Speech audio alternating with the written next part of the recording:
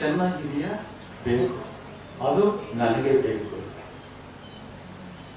ಒಂದು ರೂಪಕ ಗಂಡ ಹೆಂಡತಿ ಮಗು ಪ್ರಾಮಾಣಿಕ ಕಾರ್ಯದರ್ಶಿಗಳ ಗಂಡ ಹೆಂಡತಿ ಅದಕ್ಕೆ ವಿರುದ್ಧ. ನನಗೆ ಅದು ಬೇಕು, ಚಿನ್ನ ಬೇಕು, ವೈಡೂರ್ಯ ಬೇಕು. ಬೇರೆಯವ್ರು ನೋಡಿ ಎಷ್ಟು ಚೆನ್ನಾಗಿ ಮನೆ ಕಟ್ಟಿದ್ರು, ನಾವು ಇನ್ನು ಓಡಿಸ್ಕೊಳ್ತಾ ಇದ್ದೀವಲ್ಲ. ಇದ್ದಾನೆ ಈಗಲೂ ಮಗ, ಅವನು ನೋವಾಯಿತು. ಇಷ್ಟೊಂದು ದುಡಿದ್ರೂ ಕೂಡ ನಾನು ಒಂದು ಒಳ್ಳೆಯ ಮನೆಯನ್ನು ಕಟ್ಟಕ್ಕಾಗಲಿಲ್ಲ. ಪಕ್ಕದ ಮನೆಯವರೆಲ್ಲ ದೊಡ್ಡ ದೊಡ್ಡ ಬಿಲ್ಡಿಂಗ್ಗಳು, ಕಾರುಗಳು, ಬೈಕುಗಳು ಇದ್ದಾರೆ. ಭಗವಂತ ನಾನೇನು ಮಾಡ್ತಾನೆ? ಆ ಗೋಡೆ ಶಂಕರನಿಗೆ ಅರ್ಥ ಆಯಿತು. ನಿಜ, ಎಂಥ ಸದ್ಭಕ್ತ ಏನು ಅಂತೇಳಿ ಪ್ರತ್ಯಕ್ಷನಾದ ಆನಂದವಾಯಿತು. ನಿನ್ನ ಕಷ್ಟದ ಕೂಗು ನನಗೆ ಹೃದಯ ಕೇಳಿಸ್ತದಪ್ಪ. ನಿಮ್ಮ 3 ಜನರಿಗೆ ನಾನು ಒಂದೊಂದು ವರವನ್ನು ಕೊಡ್ತೇನೆ, ಪ್ರತ್ಯೇಕವಾಗಿ ನೀವು ಬೇಡ್ಕೊಳ್ಳಿ, ಅದರಂತೆ ನಿಮ್ಮ ಬದುಕಾಗ್ತದೆ ಅಂತ. ಯಾರು? ಈಶ್ವರ. ನದಿಗೆ ಹೋಗಿ ಒಂದು ಅಮ್ಮನ ಕಳಿಸೋಣ ಅಂದ್ರ ಅಪ್ಪ ಒಂದೇ ಸೋಪು, ಈಗ 10 ಜನಕ್ಕೆ 10 ಸೋಪು. ಹೌದು, ನಾನಿದ್ದಾಗ ಒಂದೇ ಲೈಫ್ ಬಾಯ್ ಸೋಪು ಟೀಸ್ ಮಾಡ್ಕೊಂಡು ನಮಗೆ ಕಾಲಕರ್ತದೆ. ಬಡತನದ ಕಾಲಕರ್ತದೆ. ಬಡತನ ನಮ್ಮನ್ನು ಕಳಿಸ್ತದೆ, ಸಿರಿತನ ನಮ್ಮನ್ನು ಸಿಲುಕಿಸ್ತದೆ. ಅಷ್ಟೇ. ಆಗ ತಾಯಿ ಸ್ನಾನ ಮಾಡಿಕೊಂಡು ಬೇಡಿಕೆ ಕೇಳಿದ್ದು ಏನ್ ಕೇಳಬೇಕು? ಅಳಿಯೋದನ್ನ ನಾವು ಬೇಡ್ಕೊತೀವಿ, ಉಳಿಯೋದನ್ನ ಕೇಳ್ಕೊಳ್ಳೋದು, ಒಳ್ಳೆಯ ಗುಣಗಳನ್ನ ಕೇಳ್ಕೊಳ್ಳೋಲ್ಲ. ಯಾವುದು ಹಳದು ಹೋಗ್ತದೋ ಅದನ್ನ ಕೇಳ್ತೀವಿ. ಏನ್ ಕೇಳಿದ್ರು? ನಾನು ಈ ದೇಶದ ರೂಪವತಿಯಾಗಬೇಕು, ಲಕ್ಷಣವಾಗಬೇಕು ಅಂತ ಕೇಳಿದ್ರು. ಅಷ್ಟು ಸ್ಪಷ್ಟ ಸುಂದರಿಯಾಗಿ ಹೊರ ಬಂದು ಆ ದೇಶದ ರಾಜಕುಮಾರ ಕುದುರೆಯಲ್ಲಿ ಪ್ರದಕ್ಷಿಣೆಯಾಗಿ ಇವಳನ್ನು ನೋಡಿದರು. ಇವಳು ಅವನನ್ನು ನೋಡಿದ್ರು, ಆಕರ್ಷಿತರಾದರು. ತಕ್ಷಣ ಕೂರಿಸ್ಕೊಂಡು ಇವಳು ನನ್ನ ರಾಣಿಯಾದರೆ ಎಷ್ಟು ಆನಂದ! ಸುಂದರತೆ, ಸುಂದರತೆ. ಇವಳು ನಾನು ಮಹಾರಾಣಿ. ಮನಸ್ಸು ಮನಸ್ಸು ಮನಸ್ಸು ಮರೆಸ್ತದೆ.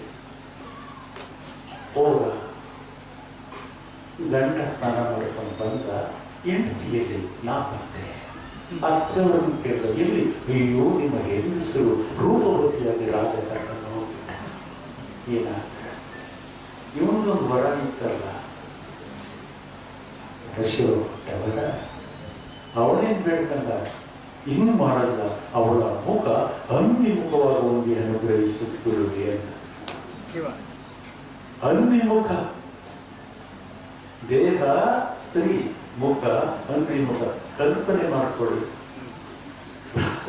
ಅರಮನೆ ಬರುವಷ್ಟರಲ್ಲಿ ಜನ ಬೆಕ್ಕಸ ಬೆರಗಾಗ್ಬಿಟ್ರು.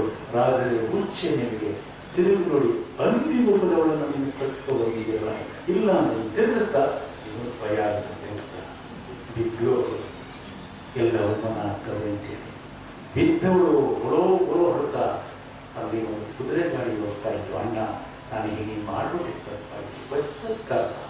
ಕರ್ಕೊಂಡು ಗಂಡ ನಿಂತಿದ್ದ, ಕಾಲ ಕಟ್ಟ ತಪ್ಪು ಮಾಡಿದೆ.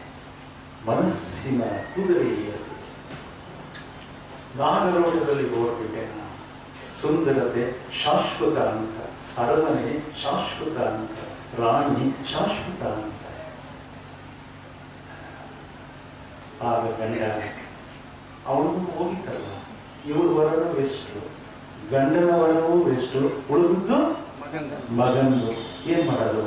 ಮಗ, ಅಪ್ಪ ನನಗೆ ಅವ್ವ ಬೇಕು, ನಾನು ಬೇಡ್ಕೊತೀನಿ. ನಮ್ಮ ಅವ್ವ ಮೊದಲಿನಂತಾಗಲಿ ಎಂದು ಅವಳ ಮೊದಲಿನಂತಾಗ ಮೂರು ವ್ಯರ್ಥ, ನಾವು ಬೇಡ್ಕೊಳ್ಳೋದಿಲ್ಲ. ಇದನ್ನು ನೋಡಿಯೇ ಅಪ್ಪ ಬಸವಣ್ಣವರ ಒಂದು ವಚನದ ಸಾಗಿದೆ. ಅರಸನ ಕಂಡು ತನ್ನ ಪುರುಷನ ಮರೆಗಡೆ. ಅರಸನ ಕಂಡು ತನ್ನ ಪುರುಷನ ಮರೆಗಡೆ ಮರಮೇರಿ ಕೈ ಬಿಟ್ಟಂತಾಯಿತಯ್ಯ ಎನ್ನ ಸ್ಥಿತಿ. ಇಹಕ್ಕೂ ಇಲ್ಲ ಪರಕ್ಕೂ ಇಲ್ಲ, ಕೊನೆಯ ಸಾರಿಗಿಲ್ಲ. ಜಂಗಮ ಮುಖ ಲಿಂಗವೆಂದ ಕಾರಣ. ತಿನ್ನೋ ಕಣ್ಣಾಕಲ ನಾವು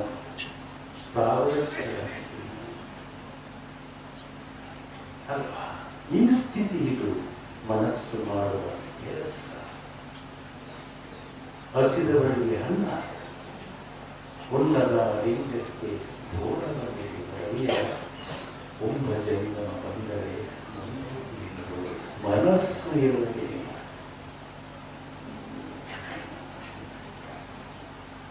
ಎಂತ ಹಾಡುವುದಿಲ್ಲ ವಚನದ ವಾಯುಗಳು. ಜಗವ ಸುತ್ತಿಪ್ಪುದು ನಿನ್ನ ಮಾಯೆ. ಮಾಯೆ ಆವರಿಸಿಕೊಂಡಿದೆ ಪ್ರತಿಯೊಬ್ಬರು. ಮಾಯದ ಮನಸ್ಸು ಭ್ರಮೆ. ಜಗವ ಸುತ್ತಿಪ್ಪುದು ನಿನ್ನ ಮಾಯನೊಡೆ, ನಿನ್ನ ಸುತ್ತಿಪ್ಪುದು ಎನ್ನ ಮನನೊಡೆ. ನಿನ್ನ ಅಂದರೆ ಒಳಿತಿನ ಕಾರ್ಯ, ಶುಭ ಕಾರ್ಯ, ಕಲ್ಯಾಣಕರ ಕರಿವು. ನೀನು ಜಗಕ್ಕೆ ಬರುತ್ತಿದ್ದನು, ನಾನು ನಿನಗೆ ಬಂದಿದ್ದನು. ಯಾಕೆಂದ್ರೆ ನಿನ್ನನ್ನೇ ಉಳಿಸ್ಕೊಂಡಿದ್ದೀನಿ, ನಾನು ಬೇರೆಯಾಗಿ ಬೇರೆ ಇಲ್ಲ. ರೂಪಕ ಕೊಡ್ತಾರೆ ಬಸವಣ್ಣ. ಕನ್ನಡಿಗಳು ಕರಿಯ ಅಡಗಿಸಿದ್ದಂತೆ ಎನ್ನೊಳಗೆ ನೀನು ಅಡಗಿದೆ ಹೋಗಲ್ಲ. ಕನ್ನಡಿಯಲ್ಲಿ ಕರಿಗಳಿಗೆ ಹಾನಿಯನ್ನು ಅಡಗಿಸಿದ್ದಾಗೆ ಈ ವಿಸ್ತಾರದ, ಈ ವಿಶಾಲದ ನೀನು ನನ್ನ ಹೃದಯದಲ್ಲಿ ಅಡಗಿದ್ದೀಯ. ನೀನು ನನ್ನೊಳಗೆ ಅಡಗಿದ್ದೀಯ ಅಂದಾಗ ಕಾಲ ಏನಾಯಿತು? ತಂಪಾಯಿತು. ದೇಹ ಏನಾಯಿತು? ದೇವರಾಯಿತು. ಶಿರ ಏನಾಯಿತು? ಮನವನ್ನು ಲಯಗೊಳಿಸೋದಿದೆಯಲ್ಲ, ಈಶ್ವರ ಹೇಳ್ತಾರೆ. ಪಂಚೇಂದ್ರಿಯಗಳ ಇಚ್ಛೆಗಳ ಒಳಗೊಂಡ ಸುಳಿವಾದ ದುಃಖ ಇರ್ತದೆ. ನೀವೇ ಇಟ್ಕೊಂಡಿರ್ತ. ಮನಸ್ಸು ಬಹಿರಂಗದಲ್ಲಿ ನಿಂತರೆ, ಬಹಿರಂಗದಲ್ಲಿ ಸಿಲುಕಿದರೆ ಅವನು ಪ್ರಾಪಂಚಿಕ, ಅದು ದುಃಖ. ಮನ ಅಂತರ್ಮುಖವಾದರೆ ಅವನು ಅಭಿಲೇಖ ಜ್ಞಾನಿ. ಜ್ಞಾನಿಯಾದವ ಎಂತಹ ನೆರವು? ಮನಸ್ಸಿನ ಕೈಗೆ ಸಿಗದವ. ಜ್ಞಾನಿಯಾದವನು ಎಂಥವನಿರುವವನು? ಮನಸ್ಸಿನ ಕೈಗೆ ಸಿಗದವ ಜ್ಞಾನಿ. ಯಾವ ಚಿಂತೆಯೂ ಇಲ್ಲದವ. ಕಾಮ ಕ್ರೋಧಗಳ ಸುಟ್ಟವ ಜ್ಞಾನಿ, ಅವನೇ ಸಿದ್ಧಾರೂಢ. ಅವಧೂತರು, ಆರೂಢರು. ಜ್ಞಾನಿ ಮನಸ್ಸಿನ ಕೈಗೆ, ಮನಸ್ಸನ್ನು ನೋಡ್ತಾನೆ. ನೋಡಿದಾಗ ಅದನ್ನು ಆಟ ಆಡಿಸ್ಬೋದು. ನೀವು ಮನವನ್ನೇ ನೋಡ್ಕೊಂಡಿಲ್ಲ ಅಂದರೆ ಒಂದಲ್ಲಾಗುವುದಿಲ್ಲ. ಇದನ್ನೇ ಶರೀರಗಳು ಸೋರುತ್ತಿರುವುದು ಮನೆಯ ಮಾಡಿ. ಮನೆಯೆಂದರೆ ದೇಹ, ಮಾಡಿಗೆ ಮನಸ್ಸು. ಸೋರುತ್ತಿರುವುದು ಮನೆಯ ಮಾಡಿ ಅಜ್ಞಾನದಿಂದ. ನಾವು ನಮ್ಮ ಮನಸ್ಸನ್ನು ನೋಡ್ಕೊಂಡಿಲ್ಲ. ನಾವು ನೋಡ್ಕೊಂಡಿಲ್ಲ ಅಧಿಕಾರ, ಅಂತಸ್ತು, ಬಹಿರ್ಮುಖದ ವ್ಯವಹಾರ, ಮನೋವ್ಯವಹಾರವನ್ನು ನೋಡಿಕೊಂಡು ಆನಂದಾನ. ಇದು ಅಜ್ಞಾನ.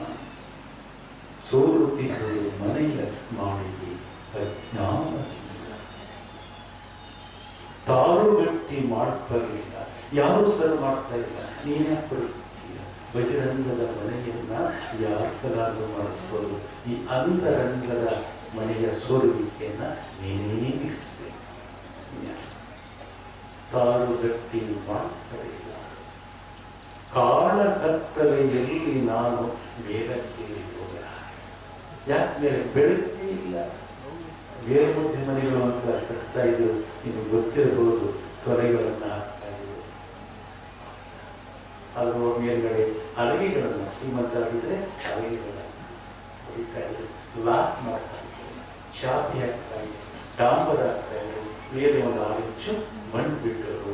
ಬೆಳಕು ಬರಲಿ ಅಂತ ಜೀರ್ಗಂಟೆ ಬೆಳಕಿನ ಕಿಂಡಿ ಬಿಡೋದು. ಹಾಗಾಗಿ ಪತ್ರ ಆಕಾರದ ಮನೆಯನ್ನು ಮಕ್ಕಳಿಗೆ ಸರಿಗಳು ಹೇಗೆ ರೂಪವನ್ನು 3 ತೊಲೆಯು ಅದು ಕುಚ್ಚಿ ಮೊಲೆ ತೊಲೆ ಮುರಿದಿದೆ. ಅಲ್ಲಿ ಹಾಕಿರುವ ಮರದ ತಿಂಡಿ ಬೂದು ಗೀತೆ ಮುಚ್ಚಿದೆ. ಇವೆಲ್ಲ ಇಂದ್ರಿಯಗಳು. ಯಾವಾಗ ಮನಸ್ಸು ಸೋರ್ತು ಇಂದ್ರಿಯಗಳು ಅಶಕ್ತವಾಗ್ತವೆ. ಮನಸ್ಸು ಶಕ್ತಿ ಬರುತ್ತದೆ.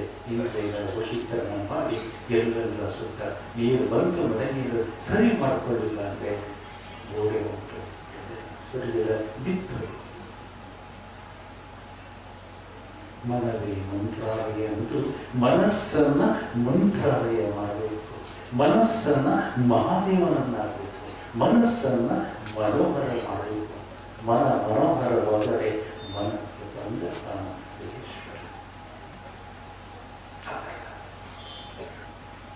ಯೋಚನೆ. ನೀವು ಏನು ಪಡ್ಕೋತೀರಿ ಅದನ್ನೇ ನಂಬೋಕೆ ಸಾಧ್ಯ. Life is an echo. We get what we. ಮನಸ್ಸು ಒಬ್ಬ ಕೂದಿದ್ದ, ಅವನು ಕುದುರೆಯಲ್ಲಿ ಪಳಗಿದವ. ಕೆಲಸ ಇಲ್ಲ, ಕುದುರೆಯಲ್ಲಿ ಪಳಗಿದವ. ಮನಸ್ಸು ಕುಂತೆ ಅಲ್ಲೋ ಕುಂತೆ ಹೋಗು ಕುದುರೆ ಲಯಕ್ಕುವ. ಅಲ್ಲಿ ಒಂದು ಕುದುರೆ ಕಟ್ಕೊ ಬಂದು ಮುಂಚ ಸಂತೆ ಬರ್ತದೆ, ಭಾನುವಾರ ಮಾಡ್ತೀವಿ. ಶ್ರೀಮಂತರಾಗ್ತೀವಿ. ಎದ್ದ ಹೋದ ಕುದುರೆ ಬಳಸೋದು ಗೊತ್ತಿತ್ತು. ಕರ್ಕ ಬಂದ ಭಾನುವಾರ ಮುಂಚೆಯಾಗಿ ಸಂತೆ ಗಿರಾಕಿ ಬಂದ. ಗಿರಾಕಿ ಎಷ್ಟು? 80,000. 70,000 ಕೊಡಲು ಗೊತ್ತಿಲ್ಲ ಗಿರಾಕಿ. ಮತ್ತೊಬ್ಬ ಬಂದ. ಎಷ್ಟು ಕುದುರೆಯ ಬೆಲೆ? 80,000. 75,000 ಕೊಡ್ತೀನಿ. ಇಲ್ಲ. ಇವನು ನಿಂತ. ನೋಡಪ್ಪ 5,000 ನೋಡಿ. ಇದು ಇಂದ್ರಲೋಕದ ನಾಗಲೋಕದ ಕುದುರೆ. ಕುಂತು ನೋಡಿ ನಿಮ್ಗೆ ಗೊತ್ತಾಗ್ತದೆ. ಹೌದಾ? ಕುಂತ. ಗಿರಾಕಿ ಹೋದ. ಕುದುರೆ ಒಯ್ತು. ಹೋಗೇ ನಿಂತ. ಇವನು ಬರ್ತಾನೆ. 70,000 ಕೇಳಿದ್ನಲ್ಲ, ಮತ್ತೆ ಬಂದ. ಏನಾದ್ರು 75ಕ್ಕೆ ತಗೋಣ. ಕುದುರೆ ಕೊಟ್ಟ. ಎಲ್ಲಿ ಕುದುರೆ ಅಂದ? ಮಾರದೆ ಅಂದ. ಎಷ್ಟಕ್ಕೆ? ಇವನಿಗೆ ಹಾಕ್ಬೇಕು. ಎಷ್ಟು ಕೊಟ್ಟಿದ್ವಿ? ನಾ ಎಷ್ಟು ತಂದಿದ್ನೋ ಅಷ್ಟೇ ಮಾಡಿದೆ. ಜೀವನ ಮನಸ್ಸು ಮನೋರು. ಅದಕ್ಕೆ ಆ ದೇವರು ಹೇಳ್ತಾರೆ, ಈ ಮನ ಮಹಾವಾದ ಬಯಲ ಅದೇ ಜೀವನ. ಮನೋಲಯವಾದರೆ ಮನಸ್ಸು ನಾಶವಾದರೆ ಸೌರೇಶ್ವರ ಲಿಂಗದಲ್ಲಿ ಅಭೇದ್ಯ. ನನಗೂ ಪರವಸ್ತುಗೂ ಭೇದ ಇಲ್ಲ. ಆ ಲಿಂಗ ಈ ಅಂಗಕ್ಕೆ ಆ ಲಿಂಗನವಾಗಿರಲಿಕ್ಕೆ ಈ ಲಿಂಗ ನಿನ್ನ ಮೈಲಿಂಗ ಜಗತ್ತೆಲ್ಲವೂ ಮಯ. ಲಿಂಗ ಕಟ್ಕೊಳ್ಳೋದು ದೊಡ್ಡದಲ್ಲ. ಲಿಂಗವೇ ಆಗೋದಿಲ್ಲ, ಅದು ದೊಡ್ಡದು. ಜಂಗಮವಾಗಬೇಕು, ಲಿಂಗವಾಗಬೇಕು. ಲಿಂಗ ಅಂದರೆ ತತ್ವ, ಗುರು ಅಂದರೆ ಜ್ಞಾನ, ಜಂಗಮ ಅಂದರೆ ಸಮಾಜ. ಮನಸ್ಸನ್ನು ನಿಲ್ಲಿಸೋದಿದೆಯಲ್ಲ, ಮನಸ್ಸನ್ನು ನಾವು ನೋಡೋದು ಹೊರಗಡೆ ಕಣ್ಣಿನಿಂದಲ್ಲ, ಅದು ಹೊರಗಡೆ ಕಣ್ಣು ಬಸ್ ಸುಮ್ಮನೆ ಅವರ ಹೊರಗಡೆ ನೋಡಿ ಇರುತ್ತದೆ. ಮನವಿಲ್ಲವನೇ ಮಹಾದೇವ. ಅವನೇ ಆರುಗ, ಅವನೇ ಸಿದ್ಧ, ಅವನೇ ಜ್ಞಾನಿ, ಅವನೇ ಶರಣ. ಸಕಲ ಇಂದ್ರಿಯಗಳಲ್ಲಿ ಅದು ವಿವರಿಸುತ್ತದೆ. ವಿಹಾರ ಅದರ ಸ್ವಭಾವ.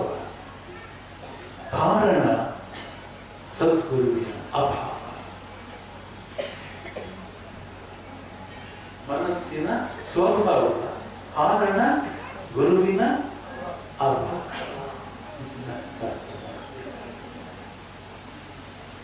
ಅದ್ಭುತವಾದ ಸಂಕಲ್ಪವೂ ಇದೆ, ವಿಕಲ್ಪವೂ ಇದೆ. ನೀವು ಆಡಿಸಿದಂಗೆ ಕೋಲ ತುದಿಯ ಕೋಡಗನಂತೆ ಚಂದ್ರಕೃಷಿ ಇದನ್ನೇ ಹೇಳ್ತಾರಲ್ಲ, ಮನವೆಂಬ ಮರ್ಕಟವು ತನುವೆಂಬ ವೃಕ್ಷದಲ್ಲಿ ಇಂದ್ರಿಯಗಳೆಂಬ ವಿಷಯಗಳ ಗ್ರಹಿಸುತ್ತಿದೆ ನೋಡ. ನಿಮ್ಮ ಮನವೆಂಬ ಮರ್ಕಟವ ನಿಮ್ಮ ನೆನೆಯೆಂಬ ಪಾಶದಲ್ಲಿ ಸಿಕ್ಕಿ ಎನ್ನೆಸಿಕೊಳ್ಳಯ್ಯ ಅಖಂಡೇಶ್ವರ. ಒಂದೊಂದು ವಚನ ಕಣ್ಣನ್ನು ತೆರೆದರೆ ಅನುಸಂಧಾನವಾದ ಯಾವ ವ್ಯಕ್ತಿ ಅರಿವಿನೊಂದಿಗೆ ಅನುಸಂಧಾನವನ್ನು ಮಾಡ್ತಾ ಗುರುವಿನೊಂದಿಗೆ ಅನುಸಂಧಾನವನ್ನು ಮಾಡ್ತಾ ಹೋಗ್ತಾನೋ ಅವನಿಗೆ ಒಳಗೂ ಹಾಗೆ ಕಾಣಿಸ್ತದೆ, ಹೊರಗೂ ಹಾಗೆ ಕಾಣಿಸ್ತದೆ. ಜಗತ್ತೆಲ್ಲರಿಗೂ ಲಿಂಗ ಲೀಲ ವಿಲಾಸವು ಕಾಣ್ತದೆ. ಅದು ಅರಿವಿನಲ್ಲಿದೆ, ಅದು ಗುರುವಿನಲ್ಲಿದೆ, ಅದು ತತ್ವದಲ್ಲಿದೆ, ಆ ಶಬ್ದಕ್ಕೆ ನಿಂತ್ಕೊಂಡಿದೆ. ಯಾವಾಗ ನೀವು ಅರಿವಿನಲ್ಲಿ ನೋಡುವಾಗ ಶಬ್ದ ಮೌನವಾಗ್ತದೆ. ಮನುಷ್ಯನ ಆ ಜೀವದ ಆನಂದ ಇದೆಯಲ್ಲ, ಅದು ಸಹಜ ಗುಣ, ಮೂಲ ಗುಣ. ಮನುಷ್ಯನ ಜೀವ ಆನಂದಕ್ಕಾಗಿ ಅನುಭವಿಸ್ತದೆ. ಆ ಆನಂದವನ್ನು ನಮ್ಮ ಭ್ರಮೆ, ನಮ್ಮ ಜಾತಿ, ನಮ್ಮ ಪ್ರತಿಷ್ಠೆ ಒತ್ತಿರುವುದೇ. ಸತ್ಯದ ದರ್ಶನ ಆದರೂ ಮೌನವಾಗಿರ್ತಾರೆ. ಜಾತಿಗೆ ಸಿದ್ದರಾಮೇಶ್ವರಿ ಕಾಯಕ ಯೋಗಿಗಳು, ಶಿವಯೋಗಿಗಳು ಒಂದು ವಚನ ಭ್ರಮೆಯನ್ನು ಜಾತಿ ವಿಜಾತಿಗಳು ನೀರು ಕುಡಿಯಲು ಹೋದರೆ ನಾವೇ ಮನಸ್ಸು ಸೃಷ್ಟಿಸಿದ ಕೀಳು ಜಾತಿಯಲ್ಲಿ ಒಂದು ಕೆರೆಗೆ ದಾಹವನ್ನು ನೀಗಿಸಲು ಹೋದರೆ ಆ ಜಲ ಆ ಅಸ್ಪೃಶ್ಯನನ್ನ ಸುಡು ಹೋಗೆಂಬುದು ಬಿಟ್ಟು ಹಾಕಿರುವುದು. ನೀನು ಅಸ್ಪೃಶ್ಯ ಸುಟ್ಟರು ಅಂತೇಳಿ ಹೋಗ್ತದೆ. ಈ ಜಲದ ಗುಣದಂತಾಗಬಾರದೆ ನಮ್ಮ ಹಿರಿಯರಾದರು. ನಿಮ್ಮ ಒಂದು ಸಮತಾ ಬುದ್ಧಿ, ಸಮತಾ ಭಾವ ನಿಂದುಕೊಂಡು ಪರದಿಪ್ಪುದು ಬೇಡ. ಅಭಿರಸಿಕ ಮಲ್ಲಿಕಾರ್ಜುನ ಏನು ಪರಂಪರೆ! ಇಂಥ ಶ್ರೀಮಂತ ಪರಂಪರೆಯನ್ನು ಹಿಡಿದುಕೊಂಡು ಅನೇಕ ದರ್ಶನಗಳ ದಾರಿಯನ್ನು ಹಿಡಿದುಕೊಂಡು ನಾವು ಬಡವರಾಗುತ್ತಿದ್ದೇವೆ. ಇದಕ್ಕಿಂತ ದಾರುಣ ಸ್ಥಿತಿ ಇನ್ಯಾವುದೂ ಇಲ್ಲ. ಅದಕ್ಕೆ ಅಪ್ಪ ಇದಕ್ಕೆ ದತ್ತಮನವರ ಮನೆಗೆ ಬಂದು ಏನು ಹೇಳ್ತಾರೆ? ಮನೆಯೋಗ ಮನ ಘನ, ನಮ್ಮೆಲ್ಲರ ಮನಸ್ಸು ಘನವಾಗಬೇಕಷ್ಟೇ. ಈ ಘನದ ಅಪೇಕ್ಷಿತಕ್ಕಾಗಿ ಬುದ್ಧ ಸಂತರು ಅರಮನೆಯನ್ನ ಬಿಟ್ಟರು. ಶಾಂತಿಗಾಗಿ ಅರಮನೆಯನ್ನ ಬಿಟ್ಟು ನಾವು ಅಶಾಂತಿಗಾಗಿ ಆ ಸೌಲಭ್ಯವನ್ನು ಪಡೆದ ಇಷ್ಟೇ. ಹೌದಲ್ಲ? ಹೇಗೆ ಮಹಾಭಾರತದ ಧ್ವನ್ಯಾಲೋಕಲೋಚನ ಅನ್ನುವಂತಹ ಕೃತಿಯಲ್ಲಿ ತಂತ್ರಪದದ ಸಾಧಕ ಅಭಿನವ ಗುಪ್ತ ಒಂದು ಕೊನೆಯಲ್ಲಿ ಮಾತನಾಡುತ್ತಾರೆ. ದುರ್ಯೋಧನನ ಕೌರವನ ಆಸ್ತಿ ಎಷ್ಟಿತ್ತು, ಏನಾಗ ಇದು ಬಹುಶಃ ನಮ್ಮೆಲ್ಲರ ಕಣ್ತರಿಸುವಂತಹ ಮಾತು. ಆತ ಹೇಳ್ತಾನೆ, ರತ್ನೋಧರ ಚತುಸ್ಸಮುದ್ರ ರಸಾನಾಂ ಭಗ್ನರು ಪತಿತಃ ವಿಪರೀತನು ಜೀವನೃಪೈ ಭಕ್ಷಿತ ತಸ್ಮ ಸರ್ವವಿಧಂ ವಿಚಾರ್ಯ ಸುಖಿಯಂ ಶಾಂತಿಯಂ ಮನೋದಿಯ. ಏನು ಸುಂದರ ಸುಂದರ ಮಾತುಗಳಲ್ಲಿ ನಮ್ಮ ದರ್ಶನಿತ ಮನಸ್ಸನ್ನು ಶಾಂತಿಯ ಕಡೆ ಕರೆದೊಯ್ಯುವ ತತ್ವವನ್ನು ಹೇಳಲು ಇನ್ನೂ ತತ್ವದಿಂದ ಬರಲಿಲ್ಲ. ರತ್ನೋಧರ ರತ್ನಗಳನ್ನು ಆಕರಿಸಿಕೊಂಡದಕ್ಕೆ ರತ್ನಾಕರ ಅಂತ ಸಾಗರ. ರತ್ನಗಳು ಸಿಗುವುದು ಸಾಗರಗಳು. ರತ್ನಾಕರ ರತ್ನಗಳನ್ನು ಆಕರಿಸಿಕೊಂಡಿರುವುದು ಒಂದು ಸಾಗರ. ಎಷ್ಟು ಸಾಗರ? 4 ಸಾಗರಗಳ ಬಳಿಯ ಭೂಪ್ರದೇಶವನ್ನು ಆದಿದವನು ಉಪಭೋಗಿಸಿದವನು ದುರ್ಯೋಧನ. ಒಂದು ಸಮುದ್ರದ ವ್ಯಾಪ್ತಿಯಷ್ಟು ಸಾಧನೆ ಇಲ್ಲ. ನಾವು ಬಿಲ್ಡಿಂಗ್ಗಳು ಓಡಿಸ್ಬೇಡಿ. 4 ಸಮುದ್ರ ಪರಿಧಿಯ ವ್ಯಾಪ್ತಿಯ ಭೂಪ್ರದೇಶವನ್ನು ಉಪಭೋಗಿಸಿದ ದುರ್ಯೋಧನ ಭೀಮನ ಗದಾಯುಧದಿಂದ ತೊಡೆಯನ್ನು ಬಿದ್ದ ಭಗ್ನಾರು ಪತಿತ. ಎಷ್ಟು ಜನ ಸೈನಿಕರು, ಸೇವಕರು, ಸೇವಕಿಯರು, ಅಣ್ಣ ತಮ್ಮಿಂದರು ಇದ್ರೂ ಕೂಡ ಅವನನ್ನು ಉಪಚರಿಸಲು ಯಾರು ಬರಲಿಲ್ಲ. ನಿಪ್ಪರಿಚ ಜೀವನೃಪೈ ಭಕ್ಷಿತ. ಬದುಕಿರುವಾಗಲೇ ಅವನು ತೋಳಗಳಿಗೆ ಆಹಾರವಾದ.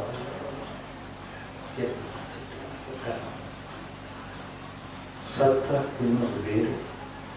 ಬದುಕಿರುವಾಗ ತೋಳಗಳು ಅವನನ್ನ ಎಳೆದು ಒಬ್ಬ ರಾಜನನ್ನ ಇಷ್ಟು ಅನ್ನ, ಐಶ್ವರ್ಯ, ಅಧಿಕಾರ, ಕೀರ್ತಿಯನ್ನು ಒಳಗೊಂಡಂತ ದುರ್ಯೋಧನ ಕಟ್ಟ ಕಡಿಯಲ್ಲಿ ರಣರಂಗದಲ್ಲಿ ತೋಳಗಳಿಗೆ ಬದುಕಿರುವಾಗ ಆಹಾರವಾದ ರೂಪಾಂತೆ ತೋಳ. ತಸ್ಮ ಮನುಷ್ಯನು ಆದ್ದರಿಂದ ಸರ್ವವಿಧ ಎಲ್ಲ ರೀತಿಯಲ್ಲೂ ನೀನು ವಿಚಾರಿಸ್ಕೋ. ಒಂದಲ್ಲ, ದೇವಾನಂದಪ್ಪ ಅವರು ಹೇಳಿದ ತಕ್ಷಣ ನೀವು ಆಗಬೇಕು ಅಂತ ನಿಮ್ಗೆಲ್ಲರನ್ನೂ ಕೇಳ್ತಿರ್ತಾರೆ. ಎಲ್ಲರೂ ಹೇಳೋದು ಇವರಿಗೆ ಸರ್ವವಿಧ ವಿಚಾರಿಯೇ ವಿಚಾರಿಸಿ ಶಾಂತಿಯೇ ಮನೋದಿಯ. ಶಾಂತಿಯ ಕಡೆ ನಿನ್ನ ಮನಸ್ಸನ್ನು ಕೇಂದ್ರೀಕರಿಸು.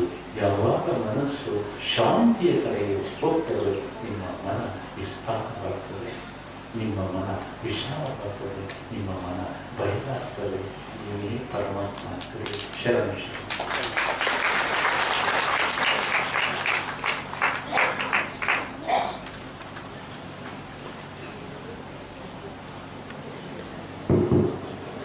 ಮನವೇ ಮಹಾದೇವನ ಕಾಣುವ ಮಹಾಮಾರ್ಗ ಎನ್ನುವಂತೆ ಇಲ್ಲಿವರೆಗೆ ತಮ್ಮ ಅನುಭವವನ್ನು ಹಂಚಿಕೊಂಡಿರುವಂತಹ ಶರಣ ಶ್ರೀ ಶಂಕರ್ ದೇವರು ಸಂಸ್ಕೃತಿ ಚಿಂತಕರು ಹಾಗೂ ವಿಶ್ರಾಂತ ಮುಖ್ಯ ಇಂಜಿನಿಯರ್ ಮೈಸೂರು ಇವರಿಗೆ ಭಕ್ತಿಯ ಶರಣಾರ್ಥಿಗಳು.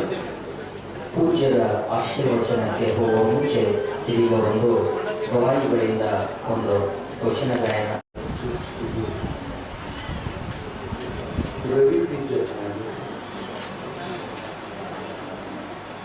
ಕರಣಗಳ ಚೆಸ್ಟಿಗೆ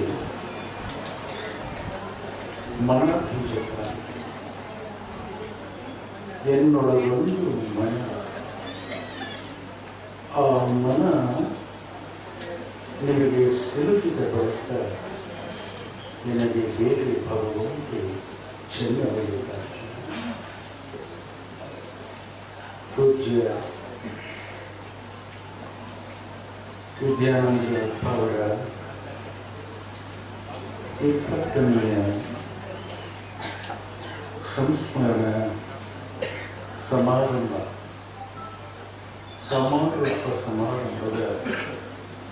5ನೇ ಗೋಷ್ಠಿಯಲ್ಲಿ ನಾನು ಈ ಕಾರ್ಯಕ್ರಮದ ಅಧ್ಯಕ್ಷತೆಯನ್ನು ವಹಿಸಿರತಕ್ಕಂಥ ತುಂಬ ಶಿಷ್ಟಾಚಾರ, ಸೌಜನ್ಯ, ಸಾತ್ವಿಕ ಬದುಕನ್ನು ಮೈಗೂಡಿಸಿಕೊಂಡಂಥ ತಾಯಿ ಹೃದಯದ ತಂದೆಯವರಾದ ಪೂಜ್ಯ ದೇವಾನಂದಪ್ಪನವರಲ್ಲಿ ಮನಸ್ಸನ್ನು ಕುರಿತು ಅನುಭಾವಿಕ ನೆಲೆಯಲ್ಲಿ ಅನುಭವವನ್ನು ಎಡೆಮಾಡಿದ ಪೂಜ್ಯ ಮಹಂತಯ್ಯಪ್ಪವರಲ್ಲಿ ಈ ಕಾರ್ಯಕ್ರಮದಲ್ಲಿ ಭಾಗಿಯಾಗಿರ್ತಕ್ಕಂಥ ಎಲ್ಲ ಶಿವಸ್ವರೂಪಿಗಳೇ, ತಮ್ಮೆಲ್ಲರೊಳಗಿನ ಅಂತರಂಗದ ಅರಿವಿನ ಜ್ಯೋತಿಗೆ ಭಕ್ತಿಯ ಶರಣ.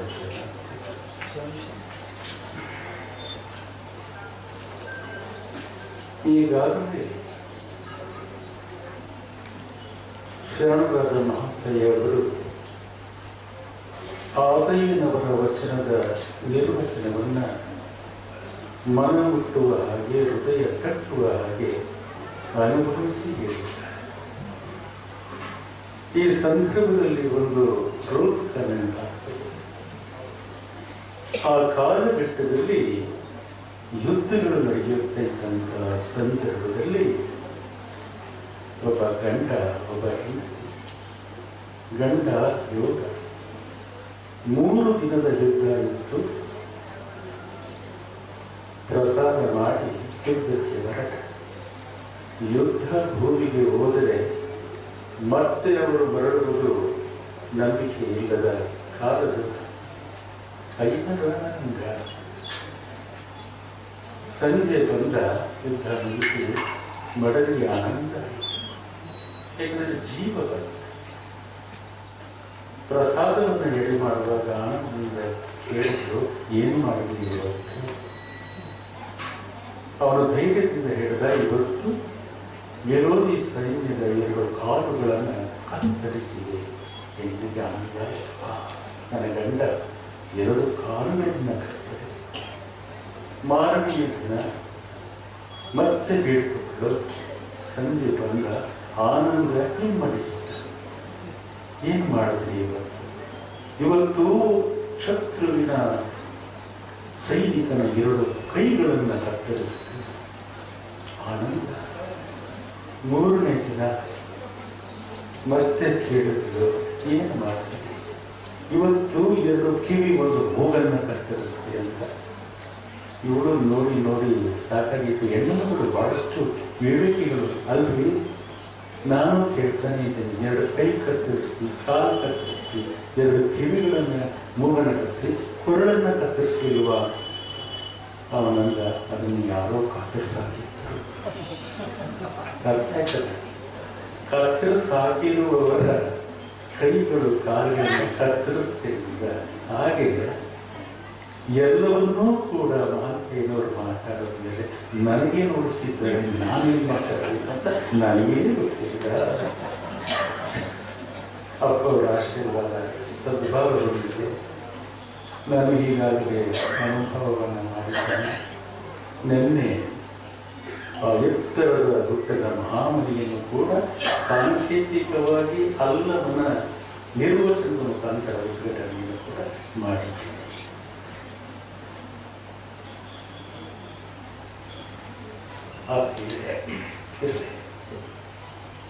ಮನುಷ್ಯ ಕಾಲದ ಪ್ರವಾಹದಲ್ಲಿ ತೇಲುವ ವಸ್ತು. ನಾವೆಲ್ಲರೂ ಇರುವುದಕ್ಕೆ ಬಂದವರಲ್ಲ, ಇರುವುದನ್ನು ಅರಿತು ತೆರುವುದಕ್ಕೆ ಬಂದವರು. ಈ ಜಗತ್ತಿನ ಎಲ್ಲ ದಾರ್ಶನಿಕರು, ಸಂತರು, ಅನುಭಾವಿಗಳು, ಜ್ಞಾನಿಗಳು ದೇಹ ಮತ್ತು ಮನಸ್ಸನ್ನು ಕುರಿತು ತಾವು ಕಂಡುಕೊಂಡ ಅನುಭವವನ್ನು ತಮ್ಮ ಚಿಂತನೆಯಲ್ಲಿ ಮನಸ್ಸಿಗೆ ದೇಹವನ್ನು ಸ್ಥಗಿತಗೊಳಿಸುವುದು, ದೇಹದ ಚಲನೆಯನ್ನು ನಿಲ್ಲಿಸುವುದು. ಆದರೆ ಗಾಳಿಯಂತೆ ಹರಿಯುವ ಮನಸ್ಸಿನ ಚಲನೆಯನ್ನು ನಿಲ್ಲಿಸುವುದು. ಮನುಷ್ಯನಿಗೆ ಮನಸ್ಸು ಮುಖ್ಯ. ಅಮೃತ ಬಿಂದು ಉಪನಿಷತ್ತಿನಲ್ಲಿ ಅನುಭಾವಿಗಳು ಮಾತಿದೆ, ಮನ ಏವ ಮನುಷ್ಯನ ಭಂಗ ಮೋಕ್ಷ ಯೋಗೋ. ಎಲ್ಲ ಮನುಷ್ಯನ ಬಂಧನಗಳಿಗೆ, ಎಲ್ಲ ಮನುಷ್ಯನ ಮುಕ್ತಿಗೆ ಮನಸ್ಸೇ ಕಾರಣ. ಮನಸ್ಸೇ ಕಾರಣ. ನಮ್ಮೆಲ್ಲರ ಬದುಕಿನಲ್ಲಿ ಒಂದು ಗುರಿ ಇರ್ತದೆ, ಒಂದು ನಿರ್ಣಯ ಇರ್ತದೆ. ಆ ನಿರ್ಣಯ ಮನಸ್ಸಿನ ವೈದಾಡಕ್ಕೆ ಸ್ಥಿತಿ ವೈದಾಡ್ತ ಇರ್ತದೆ. ವೈದಾಡುವುದು ಮನಸ್ಸಿನ ಸ್ವಭಾವ, ಅದರ ಗುಣ ವೈದಾಡ. ಎಲ್ಲಿ ಕುಂತಿರ್ತೀವಿ ಮನಸ್ಸಲ್ಲೂ ಇರ್ತದೆ. ಕುಂತಲ್ಲೇ ಕೂರೋದಾಗಲಿ, ನಿಂತಲ್ಲೇ ನಿಲ್ಲೋದಾಗಲಿ ಮನಸ್ಸಿನ ಸ್ವಭಾವ ಅಲ್ಲ. ಅದರಲ್ಲಿಲ್ಲ ಗುರುವಿನ ಉಪವಾಸ, ಗುರುವಿನ ಬೋಧನೆಯಲ್ಲಿ, ಕಾಯಕದಲ್ಲಿ ಮನಸ್ಸನ್ನು ತಿಳಿಸಿ. ಮನಸ್ಸು ಅಂತಕ್ಕಂಥದ್ದು ಮನೆಯಲ್ಲಿರುವ ಹಾವಿನಂತೆ. ಅದಕ್ಕೆ ಅಪ್ಪ ಬಸವಣ್ಣನವರು ಒಂದು ವಚನದಲ್ಲಿ ಹೇಳ್ತಾರೆ, ಮನವೇ ಸರ್ಪ ತನುವೇ ಹೇಳಿ. ಮನಸ್ಸು ವಿಷಕಾರಿಯಾದ ಹಾವು, ತನು ಅದರ ವೃತ್ತಿ. ಯಾವಾಗ ತಿನ್ನಬಹುದೆಂಬುದನ್ನು ಅರಿಯೇ, ಯಾವಾಗ ಕೊಂದು ಬರನೆಂಬುದನ್ನು ಅರಿಯೇ ನಿಜಕ್ಕೆ ನಿಮ್ಮ ಪೂಜಿಸಿದರೆ ಅದೇ ಕಾರಣಕ್ಕೆ ಕಾರಣ ಕೂಡಲ ಸಂಬಂಧ. ಪೂಜೆ ಅಂದರೆ ಪೂಜೆ ಮಾಡ, ಪೂಜೆ ವ್ಯಾಪಕ ಅರ್ಥದಲ್ಲಿ ಒಳಿತಾದ ಕೆಲಸಗಳು, ಶುಭ ಕಾರ್ಯಗಳು, ಕಲ್ಯಾಣಗಳು, ಇವು ಪೂಜೆ. ಅಂಥ ಸಮಾಜಕ್ಕೆ ಬೇಕಾಗುವ,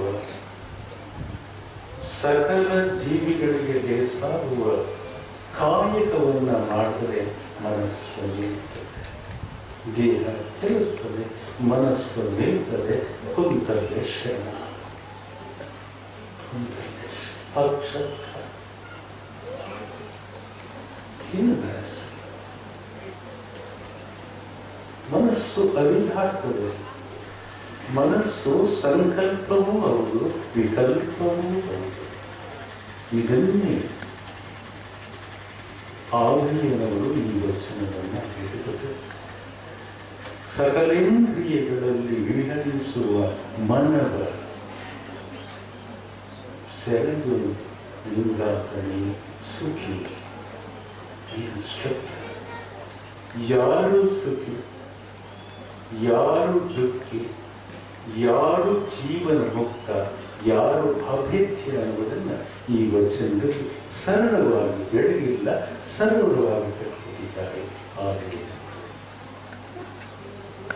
ಸಕಲ ಇಂದ್ರಿಯಗಳಲ್ಲಿ ಮನಸ್ಸು ಹರಿಯುತ್ತದೆ, ಮನಸ್ಸು ಚಲಿಸ್ತದೆ, ದೇಹ ಕುಂಠಿತದೆ, ಮನಸ್ಸು ಚಲಿಸ್ತದೆ. ದೇಹ ಚಲಿಸಬೇಕು, ಮನಸ್ಸು ನಿಲ್ಲಬೇಕು. ಇದು ಶರಣ. ಅವನು ಬ್ರಹ್ಮ, ಅವನು ಮುಕ್ತ. ಸಕಲ ಇಂದ್ರಿಯಗಳಲ್ಲಿ ವಿಹರಿಸುವ ಮನವ ನಿಂದಾತನೇ ಸುಖಿ. ಪಂಚೇಂದ್ರಿಯಗಳಲ್ಲಿ ಇಚ್ಛೆಗಳಲ್ಲಿ ಒಳಗೂಡಿ ಸುಳಿವಾತನೇ ದುಃಖಿ. ಶಬ್ದ, ಸ್ಪರ್ಶ, ರೂಪ, ರಸ. 6 ಜನ ಹುಡುಗರು, ಯುವಕರು ಒಂದು ಯೋಜನೆಯನ್ನು ರೂಪಿಸೋಕ್ಕೆ ಒಂದು ಊರಿಗೆ ಮಾಡ್ತಾರೆ. ಒಂದು ಘಟನಾ ರೂಪ ಎಷ್ಟೇ ಮಾಡಿದ್ರು ಅವರ ಫಲ ಫಲಪ್ರದರಾಗಲಿ. ದೇವರ ಗರ್ಭವನ್ನು ಪೂಜ್ಯರೇ, ನಾವು ಕೆಲಸ ಮಾಡುವ ಇಚ್ಛೆಯುಳ್ಳವರು, ಸುಮ್ಮನೆ ಕುಂತು ತಿನ್ನುವವರಿಲ್ಲ. ನಾವು ಶ್ರಮಕ್ಕೆ ಬೆಲೆ ಕೊಡುವವರು, ನಾವು ಶ್ರಮ ಸಂಸ್ಕೃತಿಯ ಪ್ರತೀಕರು.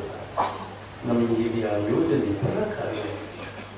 ನೀವು ಪುತ್ರರಿಂದ ಗುರುಗಳು ಹೇಳ್ತಾರೆ ಅಲ್ಲಪ್ಪ, ಯಾವುದೇ ಒಂದು ಕಾರ್ಯ ಆ ಊರಿನ ಭೌಗೋಳಿಕತೆಯ ಮೇಲೆ ಹೋಗ್ತದೆ.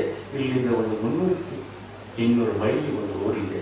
ನೀವು ಅಲ್ಲಿ ಹೋದರೆ ನಿಮ್ಮ ಯೋಜನೆ ಫಲವಾಗಬಹುದು, ಖುಷಿ ಆಗ್ತದೆ.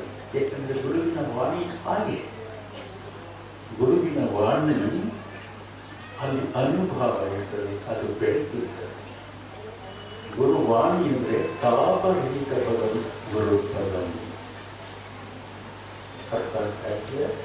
ತಾಪರಹಿತ ಪದ, ಮನಸ್ಸನ್ನ ತಾಪವನ್ನ ಕಲಿಯುವ ಮಾತಿದ್ರೆ, ಕಲಿಯುವ ಮಾತಿದ್ರೆ ಅದು ಗುರುವಾಣಿ. ತಾಪರಹಿತ ಪದಂ ಗುರುಪದಂ. ತಾನ ತೆಗೆದಾಕಿದ್ರೆ ಏನು ಉಳಿತದೆ? ಪರಹಿತ ಪದಂ ಗುರುಪದಂ. ಬೇರೆಯವರಿಗೆ ಹಿತವಾದ ವಾಣಿ ಹೇಳೋದಿಲ್ಲ, ಅದು ಗುರುವಿನ. ತಾನು ತೆಗೆದುಬಿಟ್ರೆ ಉಳಿಯೋದೇನು? ರಹಿತ ಪದ ಗುರುಪದ. ಹರಿಷಡ್ವರ್ಗಗಳಿಂದ ಮುಕ್ತವಾದ ವಾಣಿ ಇದೆಯಲ್ಲ, ಜ್ಯೋತಿರ್ಲಿಂಗ ಇದೆಯಲ್ಲ ಮಾತು, ಅದು ಗುರುವಿನ ಮಾತು. ರಾನು ತೆಗೆದಾಕ್ಬಿಟ್ರೆ ತಪಪದಂ ಗುರುಪದಂ. ತಪಸ್ಸನ್ನ, ಮನಸ್ಸನ್ನ ಜ್ಞಾನೀಕೃತವಾದ ವ್ಯವಸ್ಥೆಯಲ್ಲಿ ಉದ್ಭವವಾದ ವಾಣಿ ಏನಿಲ್ಲ, ಅದು ಗುರುವಿನ ವಾಣಿ. ನಂಬಿಕೆ ಬಂದು ಹೋಗ್ತಾರೆ. ಆದರೆ ಗುರುಗಳು ಹೇಳ್ತಾರೆ, ಇದಕ್ಕೆ ಒಂದಷ್ಟು ನಿಯಮ ನೀತಿಯನ್ನು ಪಾಲಿಸಬೇಕು. ನೀವು ಬಿಡರೆ ನೀವು ಎಲ್ಲೂ ಊಟ ಮಾಡಬಾರ್ದು. ರೊಟ್ಟಿ ಕೊಟ್ಕೊಂಡು, ಒಣ ರೊಟ್ಟಿನ ನೀವು ಕೊಟ್ಕೊಂಡು ಹೋಗ್ತಾರೆ. ಎಲ್ಲರೂ ಮಧ್ಯದಲ್ಲಿ ಒಂದ್ಸರಿ ಒಟ್ಟಿಗೆ ಕೂತ್ಕೊಳ್ಳಿ, ನೀರನ್ನ ತೆಗೆದುಕೊಂಡು ಸಂಜೆ ಆಗ್ತಾ ಇದ್ದಾಗ ಆ ಊರು ಪ್ರವೇಶದಲ್ಲಿ ಯಕ್ಷಿಣಿಗಳು ಬರ್ತಾರೆ. ಎಚ್ಚರಿಕೆ ಇರಬೇಕು, ಅವರು ನಿಮ್ಮನ್ನ ದಿಕ್ಕಪ್ಪಿಸ್ತಾರೆ. ಯಕ್ಷಿಣಿ ಯಾರಲ್ಲ, ನಮ್ಮ ಮನಸ್ಸು. ಆಯ್ತು, ಯಾರ ಮಾತನ್ನು ಕೇಳಬೇಡಿ. ನಿಮ್ಮ ಗುರಿಯ ಕಡೆ ನಿಮ್ಮ ಗಮನವಿರಲಿ. ಗಮನ ಹತ್ತಿರ ಅಂತ ಬಂದು ದೂರದಲ್ಲಿ ಒಂದು ಆರ್ಕೆಸ್ಟ್ರಾ, ಏನು ದೊಡ್ಡ ಆರ್ಕೆಸ್ಟ್ರಾ, ಶಬ್ದಗಳ ಆಡಂಬರ. ಬಂದ ಹಿರಿಯ ನಾಯಕನಿಗೆ 6 ಜನ ಅಲ್ಲ, ನನಗೆ ಹಾಡ್ತಿದ್ದೆ. ನಾನು ಒಂದು 5 ನಿಮಿಷ ನೋಡುವಾಗ ಚಟ ಮನಸ್ಸು, ಅಪ್ಪ ಗುರುಗಳ ವಾಣಿ ಒಂದೇ ನಿಮಿಷ ದೂರ ಹೋಗೋದು ಸೇರು. ನಾವು ಹಾಗೆ ತಾನೆ, 1 ನಿಮಿಷದಲ್ಲಿ ನಿಮಗೆ ಫೋನ್ ಮಾಡ್ತೀನಿ ಸರ್, ರಿಟರ್ನ್ ಅಂತಾರೆ. 1 ವರ್ಷ ಆದರೂ ಮಾಡಲ್ಲ. ನೋಡಿದ್ದೀರಿ ನೀವು ಯಾರೋ ಎಷ್ಟು ಬಂದುಬಿಟ್ಟಿದ್ದಾರೆ, 10 ನಿಮಿಷ ಬಿಟ್ಟು ಅವರಿಗೆ ಬಡಿಸ್ ಮಾಡ್ತೀನಿ ಅಂದರೆ 1 ವಾರ ಆದರೂ ನಿಮಗೆ ನೋಡಿದ್ದೀರಿ. ಕೆಲವು 1/2 ಗಂಟೆ ಬಿಟ್ಟು ಮಾಡ್ತೀನಿ ನಾನು ಅಂತಾರೆ. 5 ನಿಮಿಷದಲ್ಲಿ ಮಾಡ್ತಾರೆ. ನಿಮ್ಮ ಬಗ್ಗೆ ಬಂದಿರಿ ಕನ್ಸರ್ನ್ ಪ್ರೀತಿ, ಇದನ್ನ ನೀವು ಮನಸ್ಸಿನ ಮನೋವ್ಯವಹಾರ ಹೋಗಿ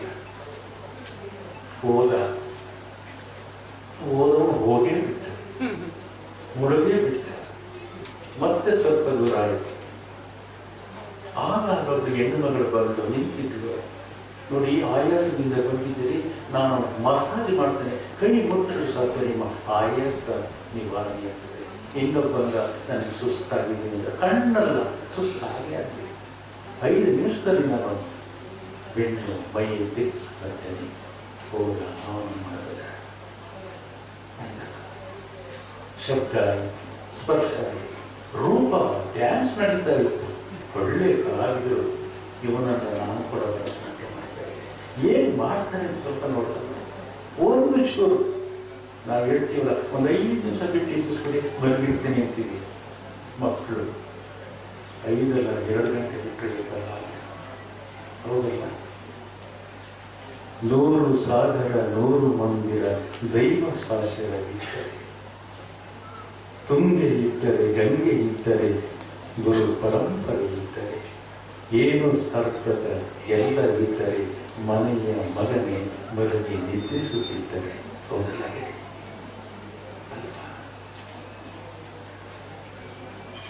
ಆಗ ಹೋದ ನಾಟ್ಯ ಮಾಡ ಹೋದ ಮಧ್ಯದಲ್ಲಿ ಇನ್ನೊಬ್ಬರು ನಿಂತಿದ್ದು ಒಳ್ಳೆಯ ಜ್ಯೂಸ್ ಇದೆ, ಆಹಾರ ಇದೆ, ಬಾಯಿಗೆ ರುಚಿ, ನಿಮ್ಮ ಜನವೆಲ್ಲ ಹೋಗ್ತದೆ ಎಂದು ಅಣ್ಣ ಹಿರಿಯರಿಗೆಲ್ಲ ಏನು ಕರೆದ ಪ್ರಸಾದ ಆಯಿತು, ಒಳ್ಳೆ ಪ್ರಸಾದ ಆಯಿತು.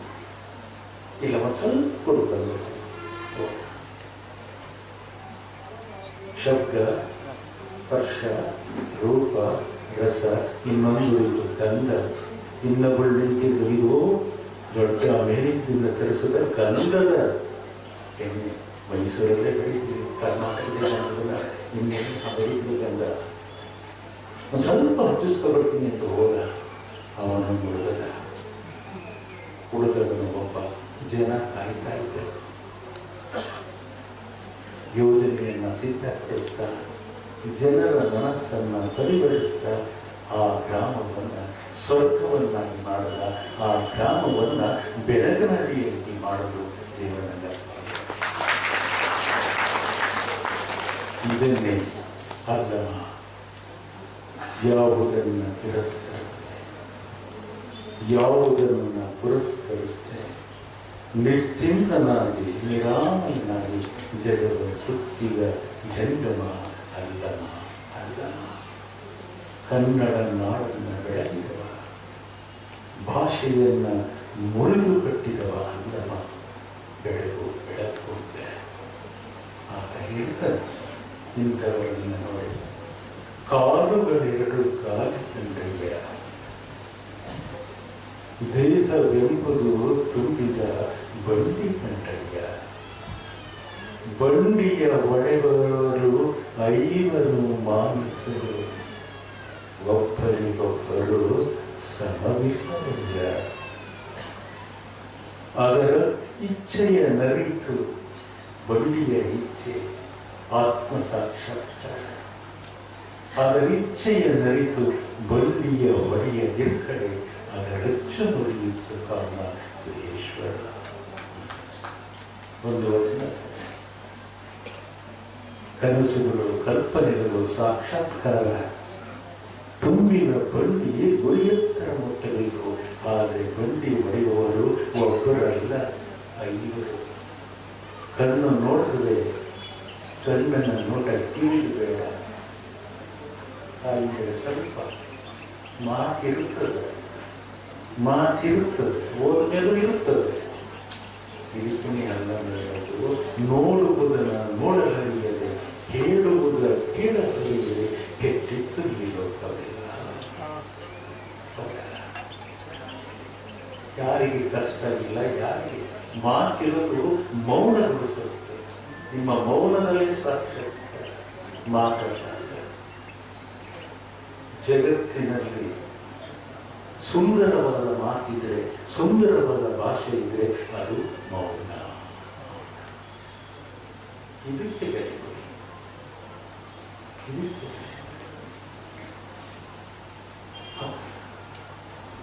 ಆ ಗುರಿಯನ್ನು ಮುಟ್ಟುವ ಎಳೆದಾಡುವ ವಸ್ತುಗಳು ಐದು ಒಂದಕ್ಕೊಂದು ಸಮವಿಲ್ಲವಲ್ಲ. ಅದರ ಇಚ್ಛೆಯ ನಡೀತು. ಒಂದಿಯ ಇಚ್ಛೆ ಆತ್ಮ ಸಾಕ್ಷಾತ್ಕಾರ. ಬಂಡಿಯ ಒಡೆಯದಿದ್ದರೆ ಅದರಚ್ಚು ಬರೆಯಿತು ಕಾರಣ ಈಶ್ವರ. ಇದು ಅನುಭಾವ ಸಾಹಿತ್ಯ. ಅನುಭಾವದಿಂದ ಬಂದ ಮಾತು ನಿಮ್ಮ ಹೃದಯಕ್ಕೆ ಮುಟ್ಟುತ್ತಿಲ್ಲ, ಮೆದುಳಿಗೆ ಮುಟ್ಟಲ್ಲ. ಅದಕ್ಕೆ ಗಲಾಟೆಗಳನ್ನು ನಾವು ಮಾಡ್ತೇವೆ. ಹೃದಯಕ್ಕೆ ಮುಟ್ಟಿದರೆ ಮೌನ ನಡೆಯುತ್ತದೆ. ತಲೆಗೆ ಮುಟ್ಟೋದ್ರಿಂದ ಅವನಿಗೆ ಕುಂತಿರ್ತಾನೆ, ತಲೆ ಆಗಿರ್ತದೆ. ಯಪ್ಪ ಅಪರೂಪವಾಗಿ ಸಿಕ್ಕಿದ್ದೀವಿ, ನಮ್ಮಂತೂ ನಾಮರ್ತದೆ, ನಿನ್ನ ನೀವು ಹಾಡುವಂಥವರು ಇದ್ದಾರೆ. ಮಾತು ಅನುಭವ, ಇದು ಅನುಭಾವ. ಅನುಭಾವವನ್ನು ಕೇಳಕ್ಕೆ ಒಬ್ಬ ಹೆಣ್ಮಗಳು ಬಂದಿದ್ದೆ. ಗುರುಗಳು ಹೇಳಿಕೊಟ್ರು, ಶರಣ ಬಸಪ್ಪ ಅಪ್ಪ ಕಲ್ಯಾಣದ ಅಪ್ಪ, ಮನೆಗೆ ಬಾರಪ್ಪ ದಾಸೋಹ ಕೊಡ್ತೇನೆ. ಅದೇ ಬೈಯರ ಕಾರ್ಯಕ್ರಮವಾಗಿದೆ. ಶರಣ ಬಸಪ್ಪ ಅಪ್ಪ ನಮ್ಮ ಮನೆಗೆ ಬಪ್ಪ. ಗಾಳಿಯಲ್ಲಿ ಸ್ವಾಮೀಜಿ ಅದೇ ಮಠದ ಸ್ವಾಮೀಜಿ ಹೋಗ್ತಾರೆ. ಈ ಹಾಡು ಕೇಳಿಸ್ತವ್ರಿಗೆ ಶರಣ ಬಸಪ್ಪ ಅಪ್ಪ ನಮ್ಮ ಮನೆಗೆ ಬಪ್ಪ. ಪಾಪ ಎಂತ ಹೇಳ್ಬೋದು, ಪ್ರವಚನ ಮಾಡೋದಕ್ಕೂ ನಾನು ಧನ್ಯ ಅಂತೇಳಿ ಮನೆಗೆ ಹೋಗಿ ಆ ಬಾಗಿಲು ತೆಗೆದಿತ್ತು. ಊಟ ಬಂದು ಆಶ್ಚರ್ಯ, ಯಪ್ಪ ಯಾಕೆ ಬಂದರೆ ಆಡದಲ್ಲ ಮಾತಾಡಿ, ಆಡೋದು ನನ್ನ ಚಟಕ್ಕೆ ಎದ್ದು ನೀನು ಮಠಕ್ಕೆ ಎಂದು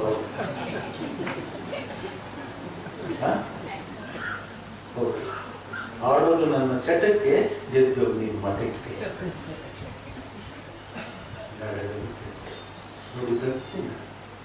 ನೂರ ನೋಡಿ ನೂರ ಕೇಳಿದೆ. ಆಸೆ ಅರಿಯದು, ರೋಷ ಬಿಡದು, ಮಜ್ಜನ ಕೆಳಗಡೆಯೂ ಬರ, ಮಾತಿನಂತೆ ಮನವಿಲ್ಲದವರ ಮುಂದಿನ ಪದನ ಪ್ಲಸಲ್ಲ, ನಗುವ ನಮ್ಮ ಕೂಡಲ